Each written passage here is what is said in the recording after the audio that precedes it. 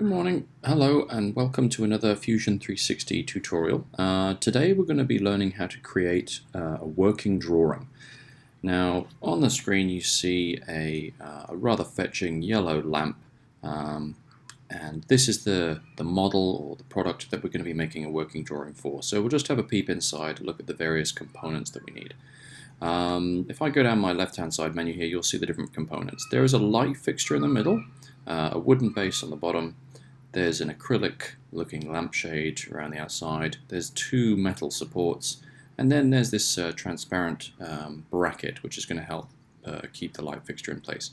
So it's worth noting that I have sorted all my parts into components, and that'll become apparent why that's so important later. So to create your working drawing, you go up to the workspace menu and you create new drawing from the design. Click on that. It'll ask you for a few parameters or settings. We are creating a new drawing. It's from scratch. An isometric standard is fine. Our units should be millimeters, and an A3 sheet is great. So let's press go or OK. Just give it a sec to set it up, and it'll create a new window up here. And here we go, our nice empty worksheet.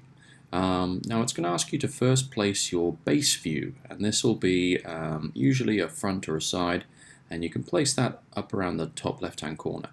Now there's some options and settings over on the right hand side of what view or orientation you might want to use as your base view, and it can also you can change the style or the appearance of the view with visible edges, visible and hidden edges, a shaded view which is kind of like a colored in view, and then a shaded view with hidden edges. Now the scale, as you'll have noticed already, is fairly small, so I'm going to increase this possibly up to 1.5 or 1 to 2. And that's looking a lot bigger, and I think we can just about do that. If you're not sure, you can go down a touch, so maybe let's try 1 to 3. Okay, so I'm happy with that, so I'm going to place my base view up in the top left hand corner, leaving myself a bit of a margin, so not too close to the top, not too close to the left hand margin. I want to allow that space for some dimensions later on. Okay, so I click and place that and then press OK. Now it converts it to a black and white outline, and now we can start to project various other views off of this base view. Now a projection is essentially another look at a different side of the object that you've already got, and to do that you use the projected views button up here. You can also click on the object, two-finger click or right click, and you can use this option here as well. I'm going to go with this big number up here. So let's click on that. You need to select your base view, and then you just go left, right, down or up, and it'll project the view that you would see if you were looking from that viewpoint. So this is obviously a top-down view or a bird's eye view. Now I don't want this to place this view too close, so I'm going to space it down here. And then I want to space my side view somewhere out there. Again, not too close, we don't want to crowd the drawing, we've got enough space to work with, so we'll put that there. I do want a 3D or a 3/4 view as well. I'd like to place it over here.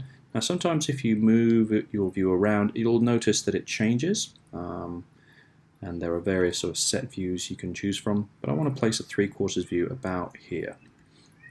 That's just helpful to inform the viewer of what the design looks like. So I'm all finished, so I'll press return. Now it converts everything to black and white lines, but we've got our three isometric views or 2D views laid out, and we've got a 3/4 view here as well. Now I want to change this back to a shaded appearance, a colored appearance. So I'm going to click on this and right click or two-finger click, and I'm going to edit the view. I'm going to change my preferences of this one actually to shaded with hidden lines, and that way people will get a little bit of an X-ray view, and that's quite helpful just to understanding how something might be built. Okay, the next part of a drawing we're going to need to set up is a parts list. Now you can make a parts list by using this tables function up here, and it gives you it's like a standard format table, and if you use or snap to this top right hand corner, it's normally a good place to place it.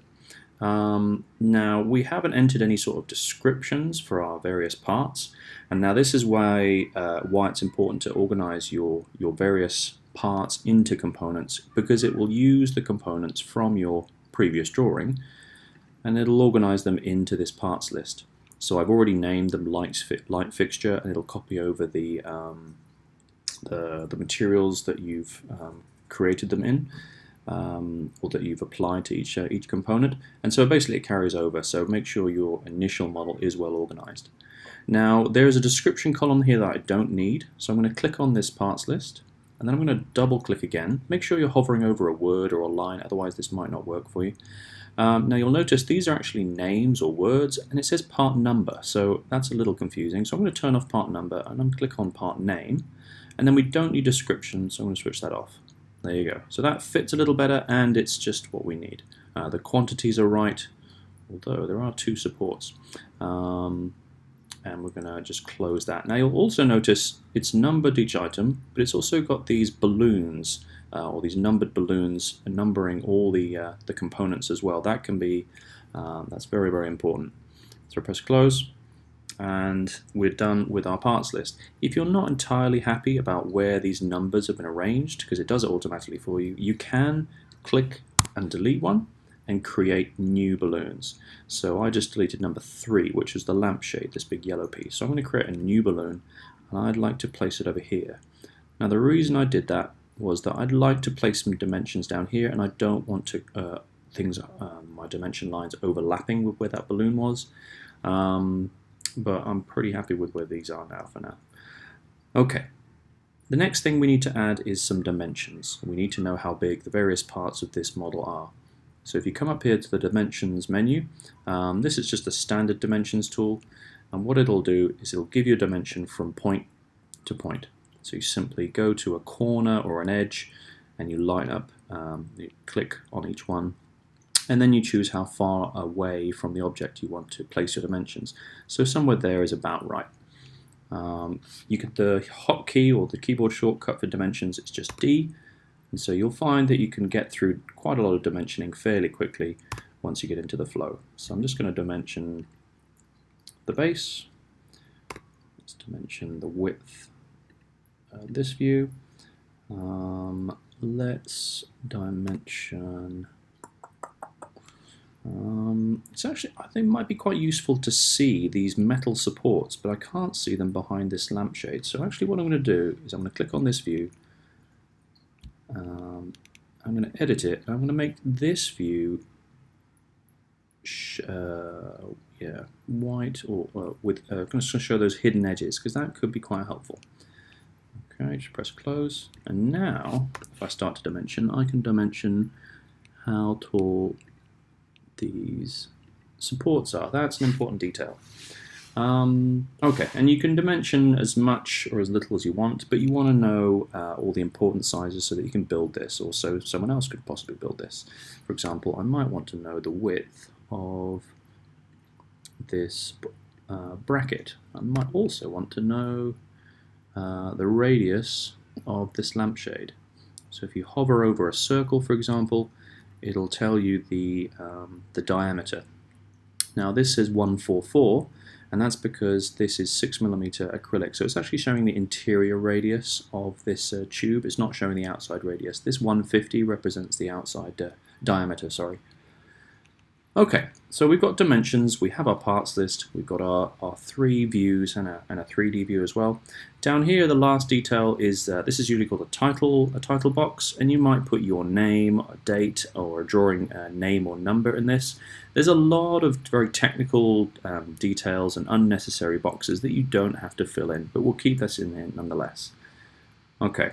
Lastly, once you're finished with your drawing, because this is pretty good now, ready to go, you need to output your drawing as a PDF.